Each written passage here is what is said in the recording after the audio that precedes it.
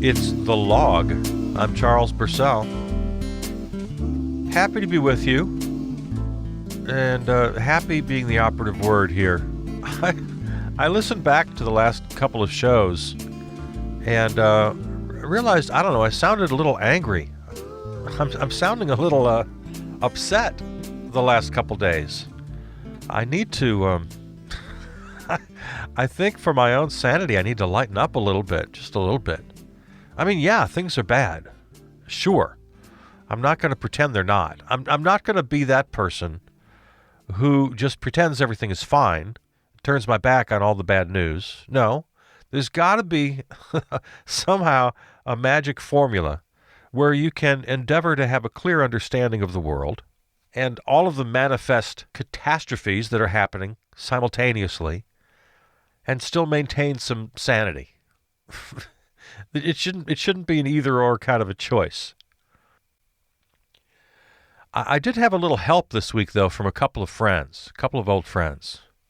One very old friend, I haven't seen her for years and years, but we're, of course, connected on Facebook. She sent a very nice note about the show that she's been listening. She's discovered the podcast here, and so that was very nice. And then another friend of mine who I haven't seen in a few years texted me out of the blue and said, hey, haven't seen you for a while. How about if I come over for a fire pit? And I thought, what a great thing to do. Because I really have been leaning quite heavily into my full hermit mode.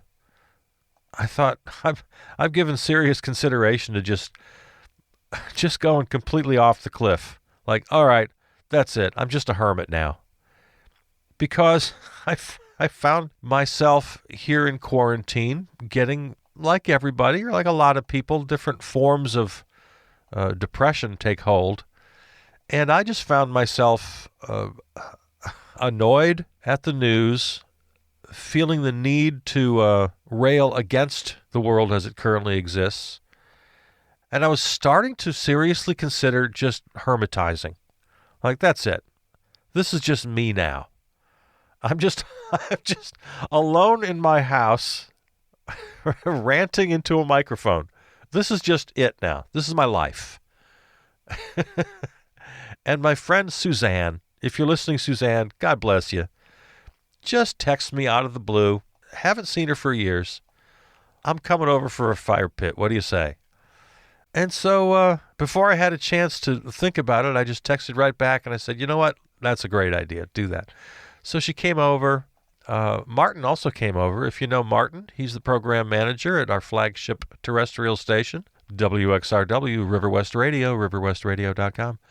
So the three of us sit around for a couple of hours last night around the fire pit in my little side yard in River West, the greatest neighborhood in the world, and talked about everything under the sun. The conversation flitted around all over the place. From the ridiculous and trivial to the serious and earnest, and it was just fantastic. So I have new life today, and I didn't take a shower before I went to bed, which I'm really regretting, because I still smell like smoke. That little irony didn't get past me either. You know, as I'm looking at this fire, and you know, we've all had this experience, right? A little fire pit in your yard or as you're camping. I mean, what's more beautiful, what's more pleasant than that? But of course, just the sight of the fire, the sight of the smoke, the smell. And my heart was just with all of my friends on the West Coast. It was a kind of an odd experience. So I'm back with the living today. Thanks to my friends, Linda. Did I mention Linda's name? She was the one who wrote me a nice note after discovering the show. She and I worked together many years ago out in California. And lovely Suzanne right here in the neighborhood. So we're going to do that again. We're going to get that fire pit going again before the weather turns. Hey, you know, a couple years ago we did Stream of Consciousness Talk Radio Theater. I mention that occasionally. And I always invite you, when I do mention it, I invite you to go to the website, charlespurcell.com, and listen to the, I think it's 13 episodes of Stream of Consciousness Talk Radio Theater. Improv theater. Nice cast of 4 actors and myself. Oh, it was fun. But I bring that up because we did a little episode on alternatives to defense spending. We thought, okay, if we cut the military budget, if we cut the Pentagon budget by 70, 80%, how would that money be better spent? It was kind of a precursor to defund the police, right?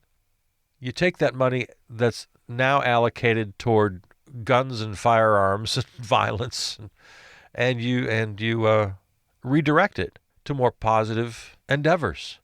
Well, one of the ideas we had in our improv was that we would drop weed, marijuana, from the sky, just all over the world, and especially in war zones, in places of conflict. Just drop weed, wherever people aren't getting along and wars are either flaring up or on the brink. Just drop weed. That was our idea. Well, listen to this from last week, reading from Vice. In a scene right out of every stoner's dream, free weed literally fell from the sky in Israel. Israel's second most populous city, Tel Aviv, saw a high-flying drone drop hundreds of packets of cannabis in the town center on a busy Thursday afternoon. Reports say that this stunt, bound to have made some people very happy, was part of a movement to get cannabis legalized in the country. Green Drone, a pro-legislation group of Israel, was likely the major force behind the shower of drugs. They declared on their Telegram that they were going to be... What's Telegram? What is that? Is that like Instagram? I don't know what Telegram is. They declared on their Telegram that they were going to be handing out free cannabis from the sky before the act. It's time, my dear brothers, they had put out. Is it a bird? Is it a plane? No, it's the Green Drone, handing out free cannabis from the sky. Enjoy, my beloved brothers. This is your pilot brother, making sure we all get some free love. Well, the odd note notwithstanding. There you go. So, dropping pot from the sky. Life imitating art. That was our suggestion on Stream of Consciousness Talk Radio Theater. And damned if it didn't happen in Tel Aviv, Israel, of all places. So, keep your head up. Watch the skies. It's coming to your town. Oh, that story just made me happy. So, Chuck Schumer did something yesterday, and this is small and trivial, but it's something I've noticed over the years. He said in a quote they played on the news, on the TV news. This is in regard to Alex Azar, the Director of Health and Human Services, being a political hack for the White House and pressuring the CDC to manipulate health information to the American people with political ends in mind. So, very bad. And Chuck Schumer is decrying this on the Senate floor. But here's my little trivial note. He said, quote, "We need an HHS secretary who looks out for the American people, not the political interests of the president." Chuck Schumer. Now, did you hear the problem with that? Because I read it exactly the way he read it from his script. And that's the problem. Because as an old theater director, I've done a lot of theater directing, and I've done a lot of acting. And when I hear a line read poorly, I notice it. And it only tells me that he didn't write the line. If he had written the line, he would have delivered it properly. But obviously a staffer wrote the line. At least, rehearse your lines. Don't read your script cold, Chuck. Because he made a basic error. He put the emphasis on the word out. We need an HHS secretary who looks out for the American people. In and of itself, that's fine as one line. But no, that is the opening to the full sentence. Not the political interests of the president. That's what it's serving. So the emphasis should have been on people. We need an HHS secretary who looks out for the American people, not the political interests of the president. The two contrasting words are people and president. Out. The word out isn't contrasting with anything, so you don't emphasize it. This is the kind of thing that really bothers me. A poorly delivered... Oh, my God. And I'll notice this occasionally in a television show or a movie I'm watching. It's like, man, you didn't read that line correctly. What's going on? How did this get past the director? How did you not notice that? Now here, it's one take. It's live on C-SPAN, so you can't go back and fix it. But I guarantee you, the staffer who wrote that line was just pulling their hair out. Oh, he got it wrong. So this kind of thing is important to me. I notice these things, and they get to me a little bit, enough at least that I feel they need to be mentioned. So if you're reading something that someone else has written, don't read it cold. Look it over. Catch those kinds of things. If for nothing else, just for my sake.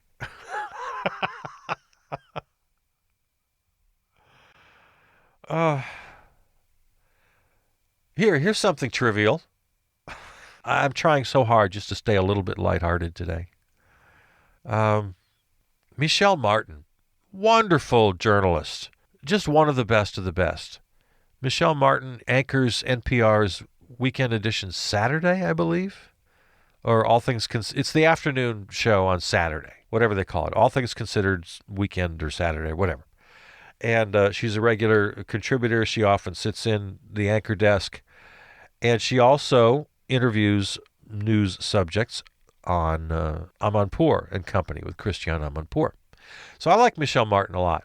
And I especially like her now in quarantine because she is 100% authentic. See, this whole Zoom phenomenon has been very interesting. We're seeing people in their homes. They're doing their own hair and makeup. They're dressing themselves. They're setting up the camera, deciding what's going to be their background. And it just sort of, I feel like we're learning about people. And hats off to Michelle Martin.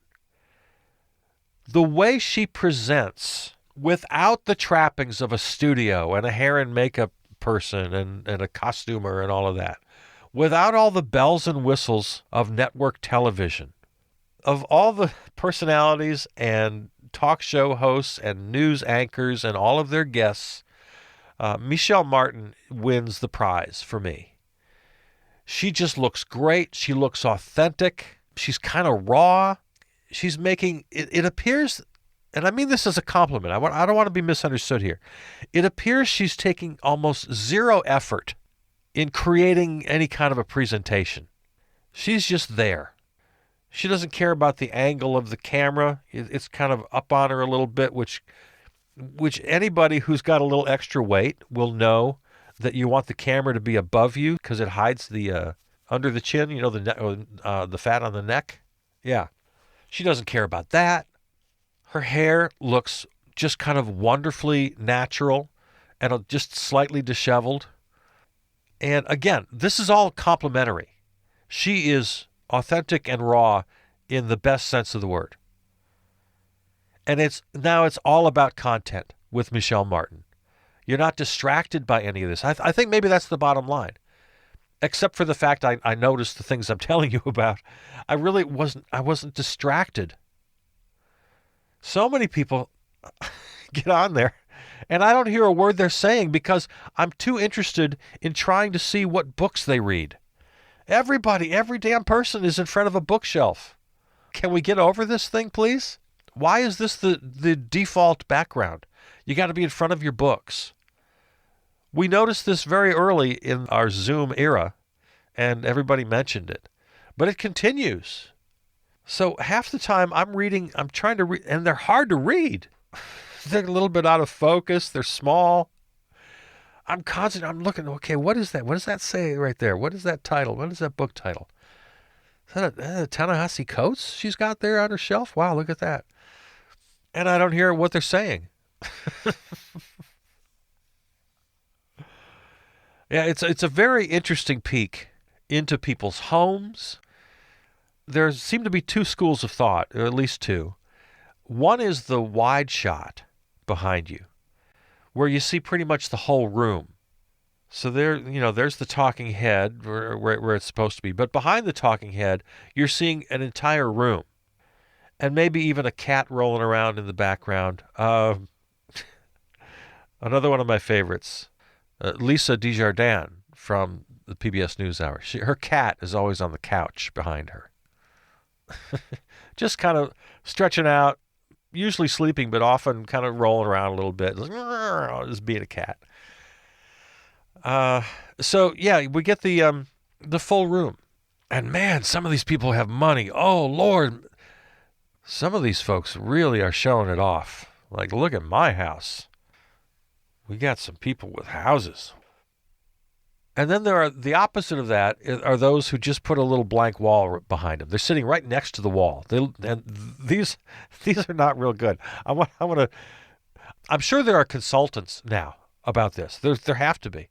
If not, maybe I should open up a little business. I'll be a consultant. You don't want to just be pinned right up against your wall. That looks like you're a hostage. That is a very bad look. And there's nothing but a bare wall, or maybe just the corner of some picture up there, the corner of a frame. So that's not a great look. But mostly, still, the great majority, it's the bookshelf.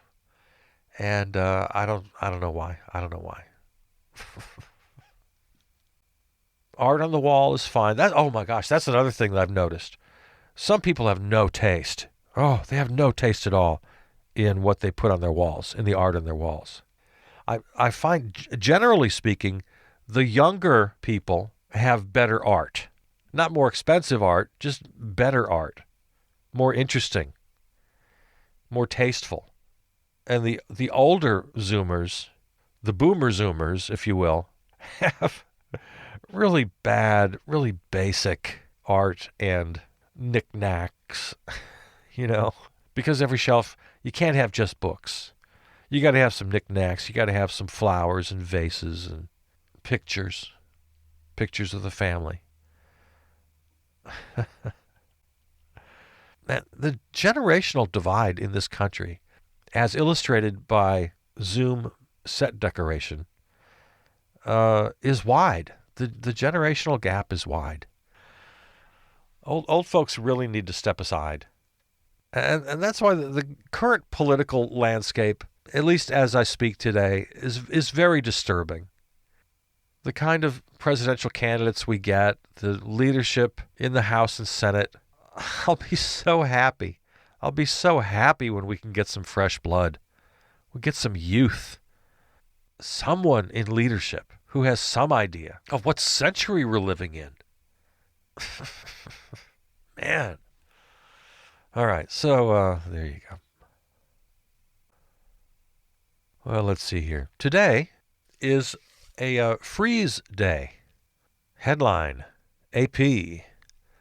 Celebs join Instagram freeze to protest Facebook inaction. Oh, good. We got celebrities on the job.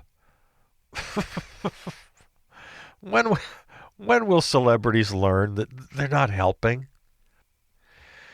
Kim Kardashian West, Katy Perry, Leonardo DiCaprio, and other celebrities. These are the people I go to for advice about how the world should work. Again, I'm sorry. No, what you're doing is fine. And other celebrities are taking part in a 24-hour Instagram freeze to protest against what they say is parent company Facebook's failure to tackle violent and hateful content and election misinformation. This is all good. This is good. The whole celebrity angle is what I have problems with. Hollywood stars and influencers. Oh, Oh, this world we live in, I don't get it. Hollywood stars and influencers are lending their backing to the hashtag Stop Hate for Profit movement's latest campaign. The movement asks people to put up a message highlighting what they called the damage Facebook does, but otherwise refrain from posting on Instagram for a day. I can't sit by and stay silent while these platforms continue to allow the spreading of hate, propaganda, and misinformation created by groups to sow division and split America apart, only to take steps after people are killed, Kardashian West posted on her Instagram account on Tuesday. Okay, with all my mocking aside, that's another issue. The whole celebrity culture, it's weird and odd to me. But the cause itself, the message itself, yeah, absolutely. We're good with this. Facebook declined to comment. Well, here, let's go to the source itself. Stop Hate for Profit. Is this something you're familiar with? Have you heard about this one? Here, let's go to their website. Stop Hate for Profit. .org. Stop Hate for Profit Week of Action. Let's see what they have to say. A group of individuals will join the Stop Hate for Profit campaign for a week of action.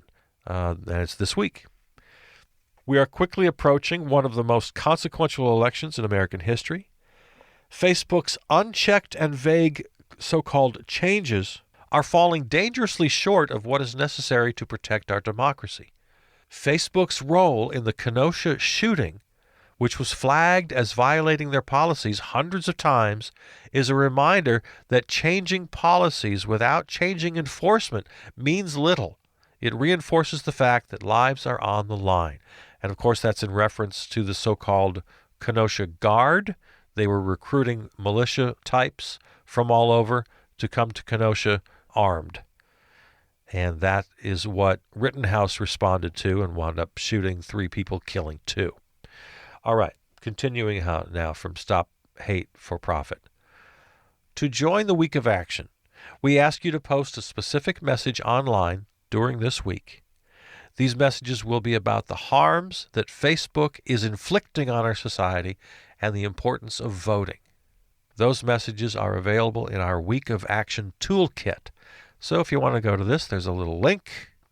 These posts will include a 24-hour Instagram freeze, and that's happening today if you want to freeze out Instagram, in which everyone involved will refrain from posting on Instagram for that day.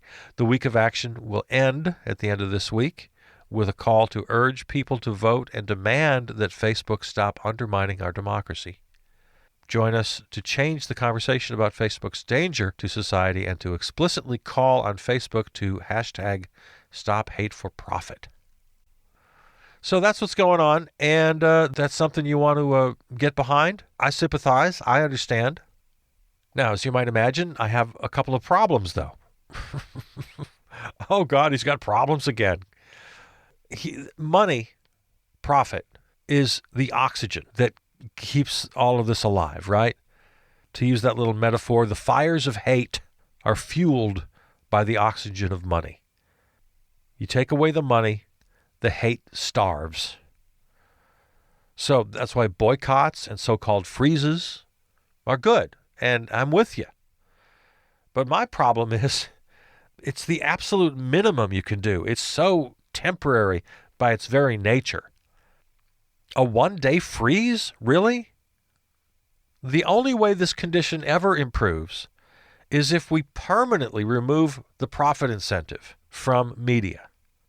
Destroy the profit incentive from all of media, or at the very least, as a step along the way, we have to have more media that's not corporate-driven. Right now, it's a tiny handful.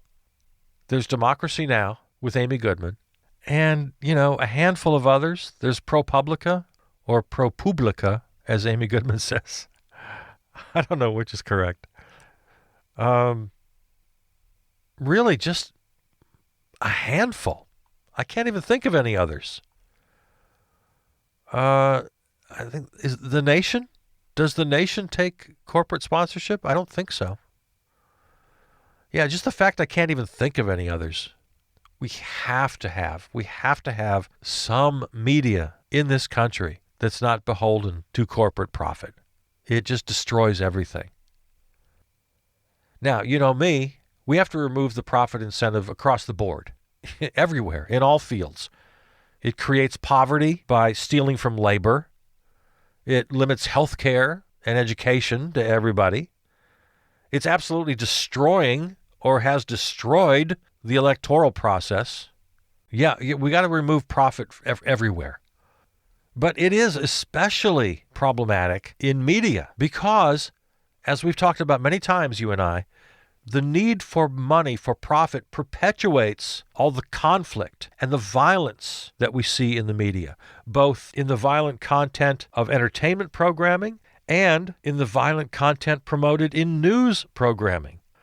When a couple of square blocks in all of Portland are the site of a couple of nights of violence, all of a sudden, it's all of Portland that's on fire every night for 100 nights. Now, that's not the case, but it's what the media portrays because it's exciting. It's conflict. It's violence. We're going to get more viewers. We're going to get more clicks. And why do we need more viewers? Why do we need more clicks? Well, obviously, because that equals profit. And then self-serving politicians take advantage of this, and it's this horrible cycle that distorts the image of the world. It actually creates more violence. And as bad as all of this is, and it is, it's not even the worst thing that media does. Because the worst thing that media does, its central and its primary sin, the profit media, is that it upholds and perpetuates consumption as our central reason for living, as our only reason for living. Our rabid, insatiable addiction to consumption is killing the human mind. It's killing the human spirit. It's quite literally killing our human bodies, not to mention thousands of species of plant and animal life on the planet, and ultimately the earth itself. Consumption. And for whatever sins you can pin on the media, this is its mortal sin. It both relies on and is the main propagandist 24/7, 365, all-powerful message. Consume. If you take away profit, if you take away the concept of profit, it all disappears overnight. Profit is the singular culprit that absolutely must be eliminated for the sake of the planet while we still have one. Asking mega corporations in a capitalist system to do the right thing is kind of laughable. Having a one-day boycott of this monolith Instagram/Facebook is well-intentioned, but it's kind of laughable. I love you. I'm with you. I get it. But we got to think way, way bigger than this. We got to think way bigger than this. So go ahead. Freeze out Instagram for the day. Why not? But come on. Come on. All right. There it is. I do love you. And I am Charles Purcell. And this is The Log. And let's call it a day here, shall we? I'll talk to you tomorrow. See ya.